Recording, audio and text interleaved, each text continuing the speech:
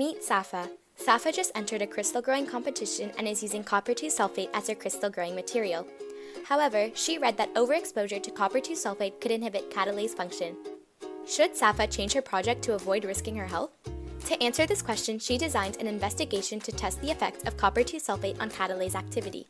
Her hypothesis was that copper-2 sulfate decreases catalase activity as it is a non-competitive inhibitor of the enzyme. Her procedure was as follows. First, she prepared 3 separate test solutions, the control, which was water, and her 2 test cases, which were 0.25 molar and 0.5 molar copper-2 sulfate. She submerged a paper disc in catalase and vigorously shook the disc 10 times. The disc was then stuck to the wall of the reaction chamber. Next, she added 10 milliliters of 3% hydrogen peroxide and 5 milliliters of test solution to the bottom side of the chamber, ensuring that the liquids did not come into contact with the catalase. She then stoppered the chamber with the stopper apparatus. She submerged a graduated cylinder in a tub of water, then flipped it so that the cylinder was sticking out of the tub while still remaining filled with water. The reaction chamber was placed in the tub with the tubings opening under the graduated cylinder. She flipped the chamber, allowing the solution to come into contact with the catalase, and measured the volume of oxygen in the graduated cylinder every 15 seconds. After each test, the reaction chamber was washed and dried. As her data table shows, higher concentrations of copper-2 sulfate lowered the rate of hydrogen peroxide's decomposition. Lower volumes of oxygen were produced in the reaction respectively when 0.25 molar and 0.5 molar copper-2 sulfate solutions were present compared to the control. Normally, catalase lowers the activation energy of this reaction by binding to the substrate hydrogen peroxide at one of its 4 heme active sites. Each heme site contains an iron 3+ ion which undergoes a 2-stage reduction-oxidation reaction with hydrogen peroxide. This culminates in the decomposition of hydrogen peroxide into oxygen gas and water, while the iron ion is returned to its original oxidation state and conserved for the next reaction. Safa's results agree with her hypothesis, as higher concentrations of copper-2 sulfate decrease catalase activity. This is because copper-2 sulfate is a non-competitive, irreversible inhibitor of catalase. It binds to the enzyme at an allosteric site and disrupts disulfide bridges in the protein's tertiary structure. This causes the active site to change shape, preventing the substrate from binding. Electron transfer with the iron 3+ ion cannot occur as catalase is inhibited, which decreases the reaction rate. Safa observed that the reaction rate leveled off over time in all tests. This is caused by the decrease in substrate concentration as hydrogen peroxide is used up in the reaction, as well as copper-2 sulfate's effect as an irreversible inhibitor.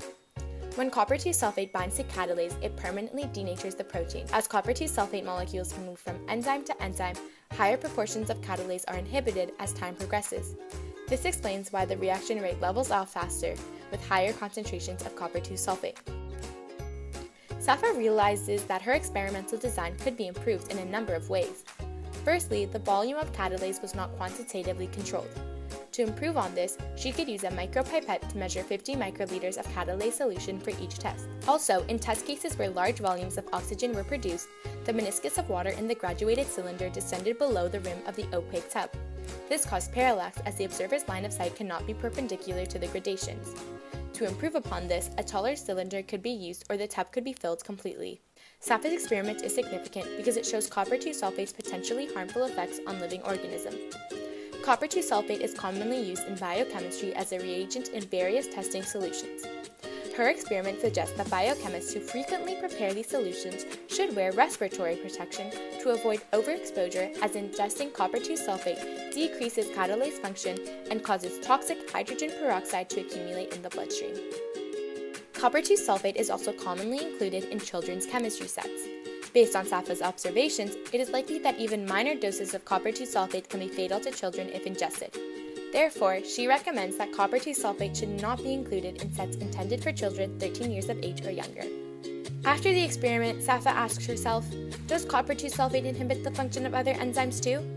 Also, what levels of copper-2 sulfate can be fatal to humans, and what factors influence its potency? The practical next step is to test the effects of copper-2 sulfate in an in vivo trial. She could inject different copper-2 sulfate solutions into the bloodstreams of lab mice, and then periodically measure hydrogen peroxide levels in their blood. By comparing those levels to establish lethal levels of hydrogen peroxide in humans, she could determine the approximate lethal dose of copper-2 sulfate. So, Safa was right to be concerned. But don't worry, she can keep growing her crystal as long as she takes proper precautions, and maybe she'll win this year's crystal growing competition.